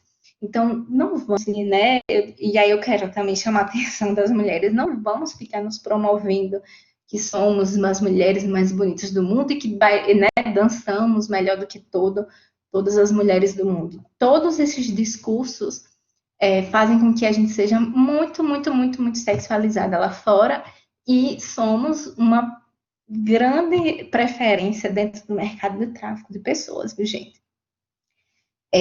Talvez não tenha, as brasileiras não sejam a maioria das prostitutas na Europa, mas nós somos a maioria, comprovado pela ONU, nós somos a maioria das traficadas, porque existe esse fetiche com a brasileira. Então, como eu disse para vocês, é um atributo comercializável, e aí a gente fez esse estudo com reportagens em 9 países europeus, gente, sobre mulher brasileira. Aí eu pegava lá a reportagem, pegava todo o contexto da reportagem e a gente fez esse estudo aí de nuvem de palavras para ver o que mais se repetia. Só tinha atributo sexual, beleza, amor afetivo, nenhum atributo intelectual em relação à mulher brasileira. Então, isso tanto promove mais deslumbro das meninas para se prostituírem aqui, porque, né, vai ter gringo oferecendo mais caro para uma mulher brasileira, como também promove mais o tráfico de pessoas. Então, muito cuidado, gente, com essas coisas de ficar se autopromovendo em relação a outras mulheres de outros países. Isso também foi visto na minha tese quando eu fui olhar os anúncios, né? Na hora do anúncio, quando elas eram brasileiras, elas botavam no título, né? O cão brasileiro, o bombom brasileiro, venha provar o que a gente sabe dançar, sabe? Sempre tinha essa coisa da dança, da caipirinha, do samba, sabe? Esses estereótipos, assim. E vocês que estão aí no Rio de Janeiro, né? Eu acredito que vocês vivenciam esse estereótipo ainda mais intensamente, porque vocês estão aí, né, no estado mais conhecido do mundo. Você chega em relação ao Brasil, né? Você chega na Europa, o pessoal só fala Rio, Rio, Rio, Rio. E sai muita mulher traficada do Rio para a Europa e para a Norte América, gente. Aí eu fui fazer, né? Sempre surge, eu só trabalho com pesquisa, gente. Então, assim, toda vez que surge um tema, eu vou lá e tento, né, mesmo que com dados existentes ali na internet, fazer algo. E eu vi que não tinha nenhum estudo publicado sobre tráfico de pessoas notificados no SUS. E olha que trabalho de DataSUS tem muito, né? Mas não tinha nada de tráfico assim de pessoas, não em formato de artigo, né? Em revista revisada por pares. E aí eu fiz, junto com o meu orientador, esse estudo de regressão com a incidência do tráfico de pessoas. E vejam bem, né? Justamente Centro-Oeste, Norte e Sul, que são os estados que têm fronteira terrestre, foram os estados que apresentaram a incidência mais alta. Porque justamente a gente consegue identificar mais quando é uma vítima de tráfico internacional. Né? Só prova, só mostra as claras que a gente consegue identificar muito mais quando é uma vítima de tráfico internacional.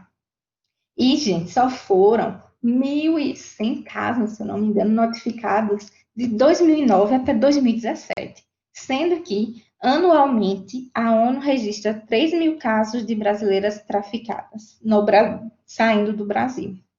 Veja que no sistema de saúde a gente só conseguiu identificar 1.100 entre 2009 e 2017. Né? Ou seja, é uma vergonha para o Sistema Único de Saúde dizer que faz esse tipo de notificação e faz de forma tão mal feita. E a culpa, gente, não é só do profissional de saúde, não, porque esse profissional de saúde ele não foi capacitado para isso, né? Ele não teve uma disciplina para isso, ele não teve um acompanhamento para isso. Nós não temos muito a prática de falar sobre violência e identificação de violência quando a gente está na graduação. Não existe uma pós-graduação ainda específica para isso, né? Então, é complicado a gente dizer para o mundo. Eu dizia sempre que os congressos que eu fui na Itália, em Portugal, na Espanha, o pessoal fala muito do SUS, assim, enche a boca para falar do SUS, porque o SUS é maravilhoso mesmo. Né? Tem uma legislação assim, muito bem feita, tem a nossa atenção primária, ela é referência, gente, lá na Europa. Nossos cadernos primários são referência lá, sabe? Nós somos muito bem vistos em relação a trabalhos preventivos e tudo mais. O nosso problema é que a gente muitas vezes fica no blá blá blá só, né? No protocolo, e na prática é diferente, que a gente não tem recurso, porque a gente não tem incentivo, porque N problemas, né? Fica tudo muito no papel, então é complicado isso. Dentro do cenário do tráfico, já estou finalizando aqui, que eu sei que eu já devo ter passado um pouquinho do horário. Dentro do cenário do tráfico, gente, cada mulher possui um prazo de validade. O que acontece? A gente está falando aqui o tempo inteiro de mercado, né? E se está no mercado, também tem prazo de validade. Lembra que eu disse a vocês que tem uma alta demanda de procura, né, de mulheres idosas no trabalho sexual e que elas são, né, mais baratas e isso também pode influenciar na procura. Dentro do tráfico, não se trabalha muito com essa prostituição barata. Em que sentido? A mulher ela não pode cobrar caro quando ela é traficada. O traficante não deixa, porque se ela cobrar caro, ela paga a dívida. E a ideia é dizer que eu, né, te levei, tirei você lá do Pará para São Paulo, tirei você do Rio de Janeiro para a Espanha, sem custo inicial para você ir me pagando aos poucos, e agora você tem que me pagar em juros. Então, ele não deixa que ela cobre caro demais, porque aí, senão, ela consegue pagar essa dívida. Mas também não é muito barato, né? Porque ele precisa lucrar em cima disso. Então, se ele continuar mantendo uma mulher de mais de 35, 40 anos, ele vai ter prejuízo, né? E provavelmente depois de tanta exploração, vai ser uma mulher que ela já não vai ter a mesma força de vontade de viver. Então, perde o prazo de validade para eles. E aí eles liberam elas sem documento, é muito prejudicada psicologicamente, e aí não consegue sair, né, do mercado sexual, não se imagina fazendo outra coisa. Tá num país, às vezes, que não conhece ninguém, não fala o idioma de origem, muitas se suicidam e outras são mortas pelo traficante antes, né, antes mesmo de pensar em ser resgatada. Resgatadas, pouquíssimas são resgatadas. Então, também tirem da cabeça essa história, como passou em América, né? E passou em outra novela, Salve Jorge, que a mulher traficada vai ser resgatada por um cliente apaixonado que viu a situação dela e vai. Não existe isso, gente. A mulher, quando ela é resgatada, ela conseguiu força para denunciar, ela conseguiu uma estratégia para escapar, ela teve algum apoio de algum profissional de saúde, de profissional da polícia, mas essa coisa de romantizar, né, a relação entre cliente e prostituta é muito complicado, porque a gente sabe que o que acontece é o contrário, né? O que acontece é ele ver aquela situação e até gostar de ter ela mais vulnerável, para ter mais poder. Não que agora todo cliente ele é ruim, ele é perverso, não é isso, mas é aquela questão, se ele quisesse alguém independente e que resolvesse, né, que tivesse suas escolhas, ele iria procurar um sexo na balada, ele iria procurar alguém na rua, no aplicativo, que fosse de graça. Então, quando ele paga, ele realmente ele quer ser satisfeito, né? Quer que a pessoa faça tudo que ele deseja. Então, não imagine alguém indo ali salvar, um cavalo branco indo salvar a prostituta. Né? Aqui é um slide, gente, com coisas que eu já falei para vocês, que são características que a gente observa na traficada. Né? Eu acabei me adiantando. Quais os princípios que a gente deve considerar na assistência, né, e na investigação? Competência. A gente tem que saber, isso que vocês estão fazendo aqui hoje é isso, é gerar competência, né? É se informar. Segurança, gente, não adianta a gente ir lá, dar um salvador da pátria e se meter numa situação complicada e acabar saindo, né? Saindo lá com algum problema de violência ou ser agredido verbalmente, fisicamente no local, ou até mesmo, né, ser traficado. Imagine, você entra lá e do nada, né, entra numa situação criminosa. Existem várias questões para a gente ter cuidado no momento de entrar numa zona. Respeito, muito respeito, verdade, essas pessoas foram enganadas profundamente, né? O traficante pega no sonho da pessoa, o cafetão, a cafetina pega no sonho da pessoa, que é sobreviver, viver melhor, ter uma melhor condição de vida, prestígio, sabe? Muita coisa que envolve, né, o desejo de fazer o trabalho sexual. Então, quando isso está na mão de alguém, muitas vezes não funciona com a pessoa querida. E aí ela foi enganada, né? Então, o sonho foi destruído. E aí, se você chega com ilusões, por exemplo, chegar para uma mulher traficada e dizer assim, ó, não se preocupe que você vai voltar para o seu país, a gente vai conseguir seus documentos. Então, isso você está se responsabilizando a fazer, sabe? E é complicado, a gente não pode dizer o que a gente não pode fazer, que a gente vai dar falsas esperanças, né? A gente não pode dar falsa esperança a paciente nenhum, gente. Isso não é justo com a pessoa, né? Nós não estamos trabalhando com criança, a gente está trabalhando com uma pessoa, né, que entende a situação que está vivendo e que precisa ser esclarecida e não enganada. Primazia das necessidades, a necessidade da vítima, gente, é sempre mais importante que investigar a violência, o tráfico, né? Primeiro a gente cuida da vítima, depois a gente cuida da investigação, consentimento informado, né? Essa pessoa ela está sendo tocada o tempo inteiro, invadida, então a gente tem que ter ainda mais em relação a realizar um exame, sabe? A perguntar se pode tocar, se pode ajudar a despir, coisas desse tipo, sabe? Que a gente tem que ter mais traquejo na hora de falar, até para fazer um diferencial, sabe? E tá todo mundo o tempo inteiro meio que fazendo o que quer com prostituta. Então, a gente mostrar que a autonomia dela, né, e que a gente respeita o corpo dela é muito, muito, muito importante. É um fator que faz com que a gente ganhe confiança da trabalhadora sexual. E responsabilidade, né, gente? Sempre responsabilidade, confidencialidade, todas aquelas questões éticas que envolvem atendimento.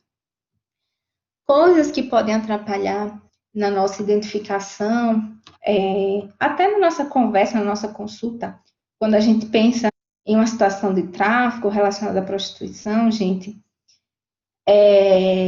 isso, é que tanto tráfico quanto prostituição vai envolver trauma, depressão, ansiedade, vício em drogas, baixa autoestima, disfunção sexual. Então, não trabalhem somente com as ISTs, que eu venho falando isso desde o início. Lembrem que causa uma disfunção sexual, por exemplo, da pessoa começa a sentir dor em relação à afetiva amorosa com o parceiro, né? Ela transa com o cliente e depois ela não consegue se relacionar afetivamente com o parceiro, porque ela está sentindo dor no canal, ou está traumatizada por alguma violência que sofreu. Então, tem várias coisas que a gente pode trabalhar. O diferencial em relação a essas questões psicológicas na mulher traficada é que podem aparecer 3 tipos de estresse pós-traumático, que é evitação, né? Ela não quer mais sofrer aquela situação, não quer mais apanhar, não quer mais ser ameaçada, não quer que a família dela seja ameaçada.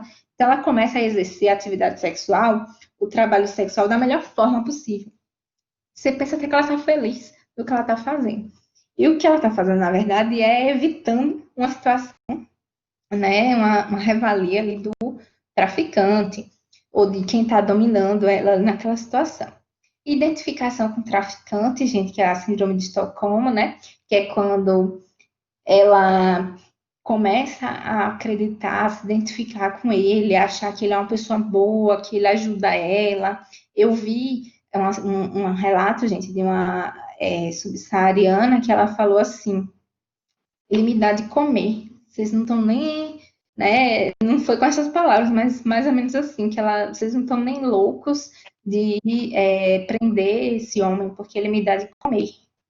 Então, você imagina, ela trabalha sexualmente para o dinheiro, ele dá um prato de comida e ela acha que ele é maravilhoso por isso. Porque justamente ela passava fome no país que ela vivia. E desligamento, gente, é quando ela se aproxima tanto ao traficante que ela começa a compactuar com ele. Ela começa a ajudar ele a traficar outras mulheres, a violentar outras mulheres. E ela não faz isso por uma maldade em si, ela faz isso por um estresse pós-traumático que a gente chama de desligamento, né? Em relação aos cuidados de enfermagem, gente, eu já vim falando ao longo da explanação aí, mas só para frisar que todo paciente é único e cada um vai reagir a lesões, traumas graves de uma forma diferente, né? Então, às vezes você vai ver assim, mas ela está sorridente, né? Mas ela não parece que está sofrendo. Tirem essa coisa do não parece que está sofrendo, porque cada um mostra o sofrimento de uma forma diferente. Ações sempre, queixa principal. Primeiro a gente trata traumas físicos, cuidados urgentes, né? para depois a gente pensar em cuidados de saúde mental, encaminhamentos, escuta atenta, atenção aos sinais de síndrome pós-traumática, saúde sexual e reprodutiva, né? Ver quais são os testes que precisam ser realizados, ver se precisa de aborto legal em caso de abuso sexual, ou se precisa acompanhamento pré-natal. Registro e notificação, por favor, né? Eu coloquei a bonequinha aí. Não realiza o registro como tem que ser realizado. Considerações médico-legais, observar se tem lesões na pele, né? Observar relatos de violência e interagir com as autoridades, avisar, ó, aquele local lá, né, está explorando, está violentando mulheres prostitutas. Então, a gente tem que ter esse diálogo, né? Tem que ter esse diálogo. E aí eu trouxe aqui, finalizando, essa frase que eu achei muito massa, de um protesto, né, que fala que é vida fácil do cafetal cliente. Isso é a verdade mesmo, porque eles, né, não estão ali vendendo, né, o corpo deles, eles não estão ali se sujeitando a toda essa problemática que eu trouxe para vocês hoje, né? E agora eu queria apresentar para vocês de primeira mão um projeto que eu vou começar a divulgar amanhã para o público, que é um blog, gente, de popularização da saúde sexual e sexualidade. É uma forma de trazer os artigos na área de saúde sexual e sexualidade com a linguagem popular, com brincadeiras, com enquetes, levar um pouquinho de ciência, né, nessa área para toda a população. E aí vai ter Instagram, vai ter Twitter, tudo isso. E se vocês quiserem, podem já começar a seguir o site, que eu vou divulgar provavelmente amanhã, se chama Bala com Papel, justamente porque tem acesso com preservativo, né? E só tenho a agradecer por esse momento. Então, se passei um pouquinho do tempo, eu acabo me empolgando muito, que é o tema da minha tese, e eu fico muito, muito feliz de ver vocês interessados e ver uma turma tão cheia, interessada por né, dar uma melhor assistência a trabalhadoras sexuais. Muitíssimo obrigada, viu, por hoje.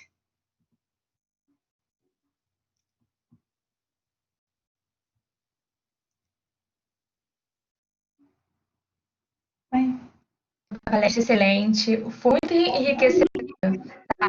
E você foi muito aqui no chat. Sabemos que é um tema muito censurado, é um tabu, né? Assim como eu acredito que muitos assistiram uma abordagem.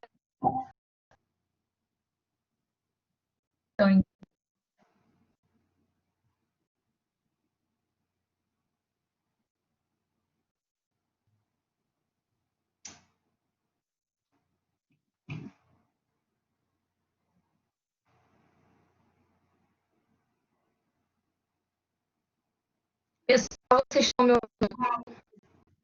Tá travando um pouquinho.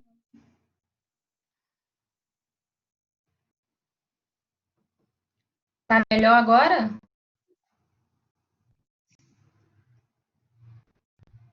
Sim, agora dá.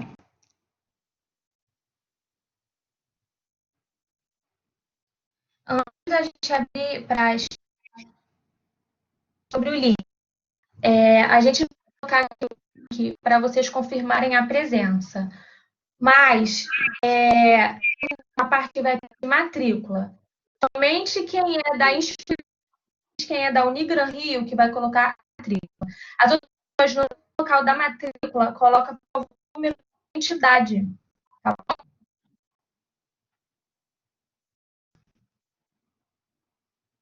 Todo mundo entendeu, gente?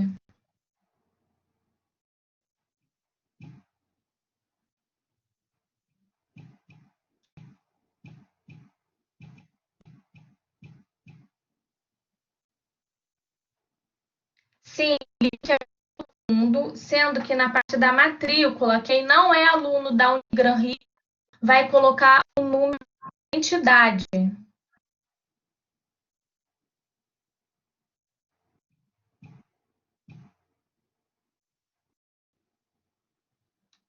Não, não é no chat, não, é no a gente vai disponibilizar, não é no chat.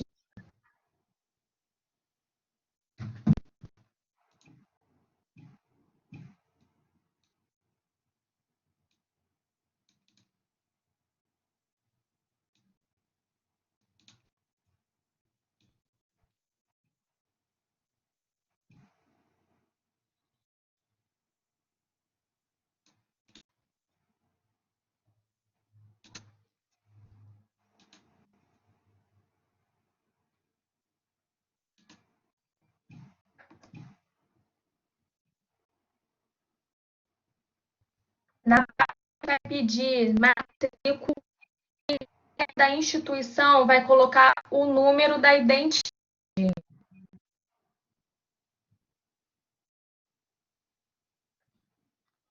Sim, tá? É só para quem escreveu.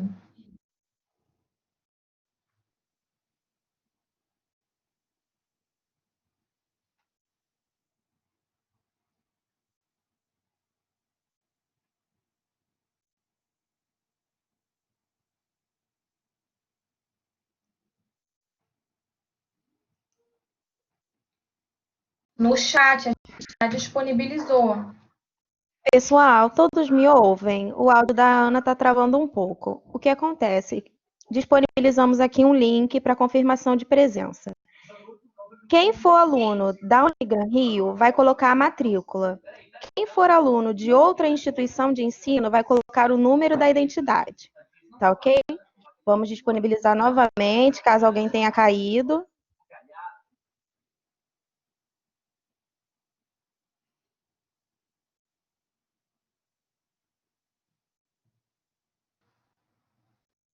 Entenderam, pessoal? Conseguiram ouvir? Isso, agora vamos às perguntas, tá? Podem colocar as perguntas aqui no chat. E a enfermeira Tassiana vai estar respondendo as nossas dúvidas, tá bom? Obrigada, gente. Eu peguei algumas, é porque a minha internet estava caindo muito. Uma pessoa perguntou: o que foi mais gritante sobre as diferenças de prostituição dos países desenvolvidos comparado ao Brasil? O que eu observei, falando num contexto de Aracaju, que é uma cidade pequena, não é como por exemplo, Rio de Janeiro, São Paulo, é que lá tem muito mais imigrante, e as imigrantes estão em situação mais. Só que em relação à vulnerabilidade social da prostituição é igual nos dois países, né? Uma diferença é mais gritante, eu digo que é isso, é a relação de que aqui nós temos mais brasileiras e o que acontece? Lá tem as imigrantes como mais vulneráveis, aqui nós temos as da zona rural como mais vulneráveis, né? As de cidades menores indo para cidades maiores, sendo as mais vulneráveis. No final é o mesmo contexto, né? Só muda que por exemplo, a denominação é diferente, mas é o mesmo contexto. Você sai de um local menor, menos desenvolvido, para um mais desenvolvido, e ali você encarar a realidade. Né? Aqui nós temos uma expressão que é a puta de esteira, né? Que o pessoal brinca que ela coloca a esteira debaixo do braço e a axila fica rachada de tanto que usa a esteira debaixo do braço. Esteira, não sei se vocês sabem, é um material aqui que você coloca no chão para poder sentar no, no chão batido, né, de terra, e algumas ficam nas estradas, e aí passa caminhoneiro, né, passa os grandes consumidores são caminhoneiros, e elas ficam na estrada, e ali na estrada mesmo elas fazem, porque o que acontece muito é isso, aqui no Brasil, a vulnerabilidade está maior em zonas rurais, porque elas estão mais escondidas, mas ao mesmo tempo envolvem menos com droga do que aquelas que estão em grandes centros urbanos, né? Enquanto lá na Espanha, você não vê tanto isso da vulnerabilidade em zonas rurais, né? Você vê mais a vulnerabilidade das imigrantes.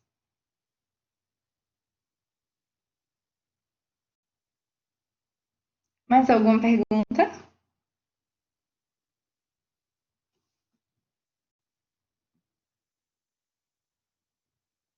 Sim, teve bastante.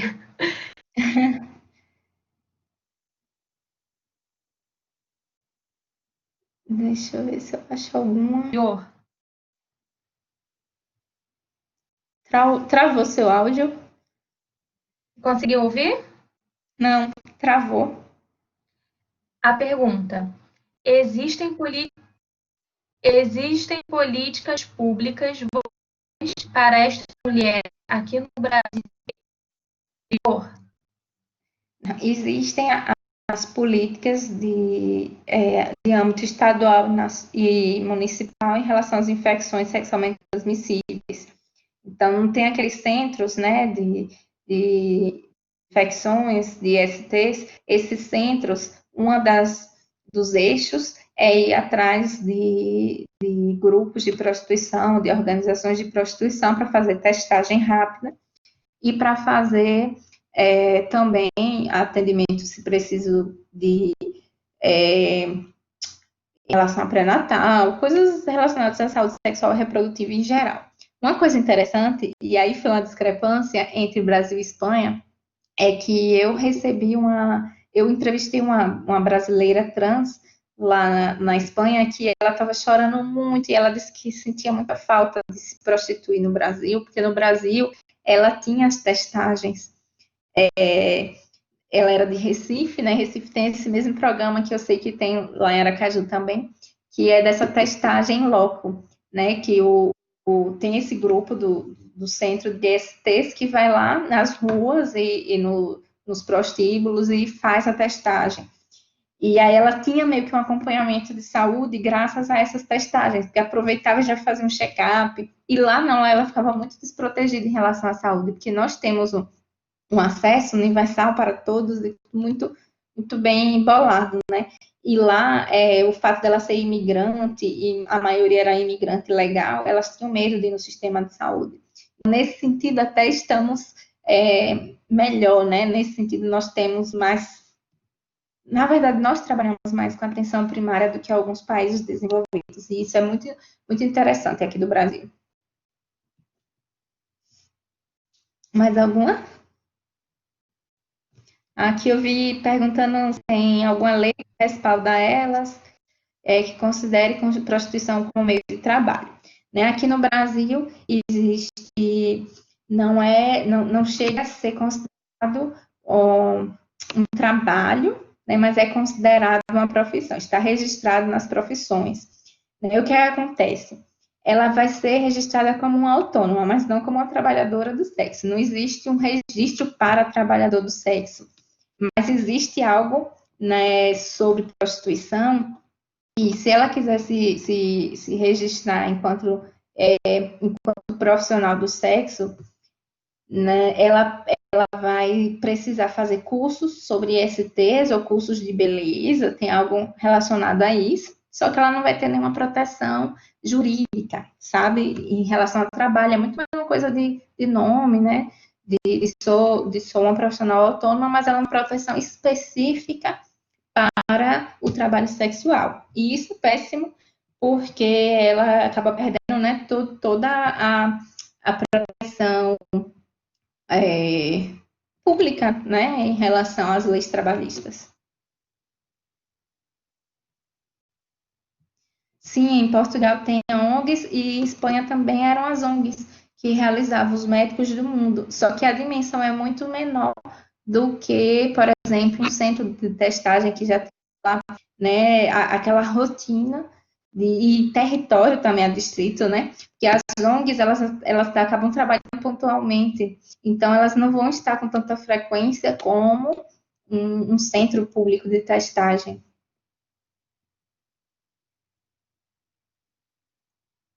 Aqui, como se dá esse trauma relacionado ao desligamento? Você comentou que elas até ajudam o cafetão a encontrar outras mulheres. Sim, o desligamento é a pior etapa do estresse pós-traumático. Inclusive, em situações de tráfico de pessoas, elas podem ajudar a traficar outras mulheres. Quando elas conseguem se dar conta de que passaram por esse sistema de estresse pós-traumático, depois vem a culpa. e é algo muito intenso, sabe? E até para você saber se ela é culpada ou não na situação, vai ter que ter um estudo psicanalítico, né, nessas, como que eu digo, nesses acompanhamentos jurídicos, acaba precisando do especialista para ver se foi estresse pós-traumático ou se realmente foi má índole. É muito complicado, porque a gente acaba sem saber, né, poxa, realmente ela é culpada ou não é culpada, né, mas existe toda uma forma de proteção que envolve o desligamento, e você acaba ajudando outras pessoas a se ferirem, né, é muito complexo. Deixa eu ver se tem mais alguma pergunta que vocês viram.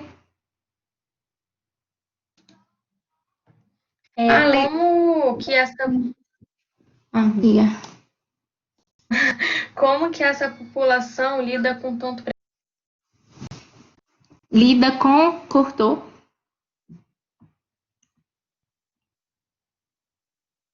Como essa população lida com? Conseguiu ouvir? Não, cortou. Tanto preconceito. É muito difícil, né? Como acontece também com a população, por exemplo, a população LGBT, que existem 3 tipos de preconceito. O preconceito experienciado é quando ela realmente viu alguém agredindo ela por ser prostituta, ou alguém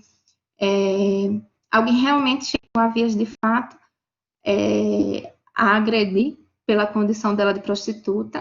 Existe o preconceito imaginário, que é quando ela imagina que as pessoas não vão aceitar que ela frequente tal local, ela imagina que ela não vai ser aceita já por histórias de outras pessoas, ou por já ter vivido algo desse tipo, e tem o preconceito individual dela mesma, assim, que ela mesma, às vezes, tem preconceito da profissão que ela exerce. Então, são mulheres que precisariam muito de acompanhamento psicológico. Acontece muito envolvimento com drogas, gente, não somente pela pressão do trabalho, mas algumas vezes também para eliminar essa dor, né? Porque a droga muitas vezes é utilizada como um amortecedor da dor. Então, talvez seria algo interessante começar a pensar numa política pública que trabalhasse mais a saúde mental de trabalhadoras sexuais. Sobre referências, gente, eu tenho um QR Code que eu vou passar, que aí as meninas passam para o WhatsApp, né? Pode ser? Vocês estão com um grupo, né, no WhatsApp? Eu tenho um QR Code com alguns artigos na área de prostituição.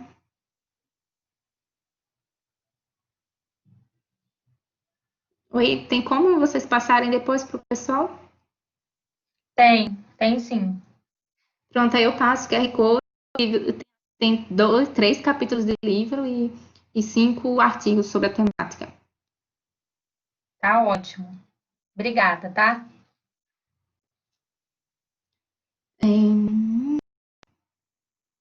Como geralmente Tem mais acontece... uma pergunta aqui.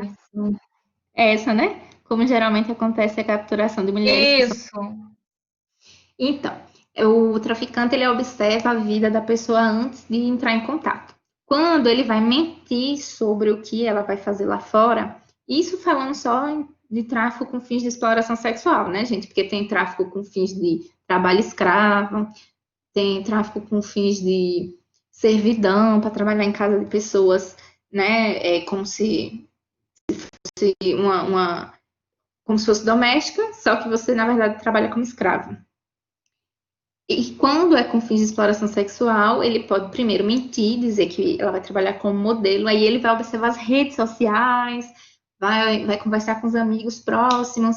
Geralmente eles vão em contextos, gente, de bairros mais pobres, de pessoas em situação de vulnerabilidade social.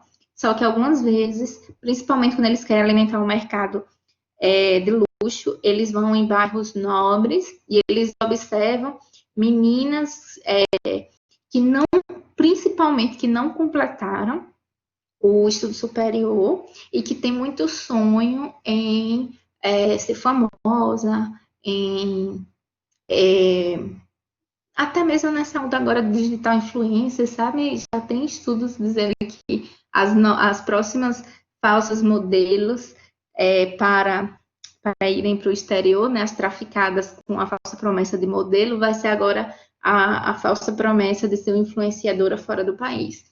Então, toda vez que a gente está muito à amostra, a gente acaba ficando mais em risco. E aí, talvez a nossa educação em saúde tem que ser nesse sentido, de ir nas escolas, falar com as adolescentes e explicar que quando chega uma proposta para você ir para outro país, você tem que pensar no seguinte: eu sei falar o idioma do país, se não sabe, melhor não ir. Né? Como é que eu vou sobreviver indo para um local que a única pessoa que fala a minha língua é uma pessoa que acabou de aparecer na minha vida? Outro ponto é ter cuidado de deixar promissórios, assim, ofícios, dizendo que seus familiares podem responder por você enquanto você estiver fora, porque aí meio que eles vão ter um documento que possa responder por você, já que seus documentos podem ser retidos. E outra coisa que eles também observam muito é se a rede familiar é desestruturada, porque é muito mais simples, né, você levar uma pessoa que não tem orientação dentro da família, não tem diálogo, porque aí, né, essa pessoa provavelmente não vai nem avisar que vai fazer isso, ou quando avisa, não tem muita comunicação, né? Quando é uma família muito estruturada e que tem muita comunicação, os pais vão ficar preocupados. Aconteceu, gente, uma aluna da minha ex-orientadora, minha orientadora de mestrado, ela estava terminando odontologia e ofereceram para ela ir trabalhar fora do país. E depois descobriram que era uma rede de tráfico de pessoas, né? Mas os pais tiveram uma atividade assim muito importante de não, pera ainda, mas o que é isso? Vamos investigar, né? E como assim que você já vai ter um consultório lá para você trabalhar e ninguém te conhece, você é recém-formada? Duvidem, né, de qualquer proposta mirabolante, porque emprego não é fácil, ainda mais lá fora. E aí só voltando aqui ao perfil da vítima, ele vai atrás dessa vítima mais ingênua ou com a vulnerabilidade social maior, com baixa escolaridade, e dependendo da renda.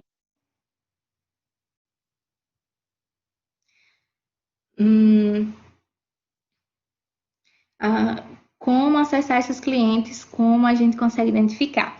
Olha, gente, uma boa forma da gente identificar nesses fóruns que eu falei, né? Nesses sites, tem fóruns de clientes. Vocês já ouviram falar sobre TripAdvisor, né? Que você vai lá e diz que o hotel tal tem tantas estrelas, o local tal tem tantas estrelas, o restaurante tal tem tantas estrelas. Também tem isso para prostitutas, viu, na internet. Eles vão lá, pegam anúncio de fulano de tal, navio tal, e vão lá e falam sobre, né, botam lá quantas estrelas tem, se ela cumprir com todos os requisitos no mercado. Então, esses locais são locais que a gente pode começar, na internet mesmo, utilizar a internet para começar a fazer educação em saúde. Porque para a gente conseguir chegar pessoalmente no cliente, uma forma nessas campanhas de Novembro Azul, que a gente vai falar com homens. Por que eu digo isso? A maioria dos clientes de prostituição são homens, mesmo, né, quando a gente fala de prostituição masculina e quando a gente fala de prostituição feminina, de mulheres cis e de mulheres trans. A maioria dos clientes são homens. Então, chegar no Novembro Azul e jogar uma dessas, talvez seja uma boa, né? Não é culpabilizar o cliente, mas jogar a responsabilidade em cima dele também.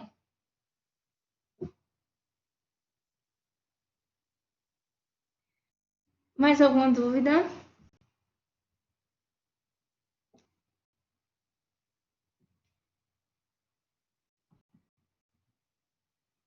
Acho que não, né?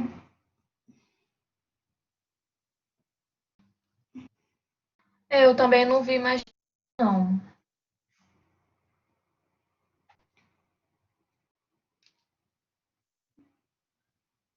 Então, podemos encerrar. Muito obrigada. Parabéns pela iniciativa, pessoal. Um beijo, foi um prazer estar com vocês. Muito obrigada. A gente que é muito agradecido por você trazer um tema tão assim pouco falado. Eu achei muito interessante. Muito obrigada. Falo em nome de todos da Liga. Beijo para vocês, viu? E saúde aí, proteção nessa pandemia que ainda está em curso, né? Muito obrigada. Muito Deixar, obrigada, tá? Um beijo. Até uma próxima vez, né? com certeza, vou ficar muito feliz e honrada.